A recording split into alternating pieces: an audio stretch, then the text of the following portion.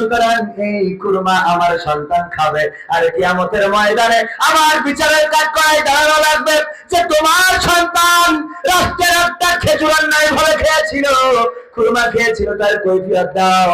বলো বেগম, এই দুনিয়ার এইটুকু কষ্টের বিনিময়ে কি ওই পরকালের মুসিবত থেকে মুক্ত থাকা ভালো নাকি খারাপ? বেগম সাহেবা বলল, আমার ভুল হয়েছে, যেহেতু এতটা স্বচ্ছ সৎ তুমি, সুতরাং তোমার সৎ থাকাটাই আমি অ্যাকসেপ্ট করব। ওগো আমার ভাইয়েরা, শুধু তাই নয়, ওমর বিন আব্দুল আজিজের কাছে একবার এক বন্ধু আসলো গল্প করার জন্য।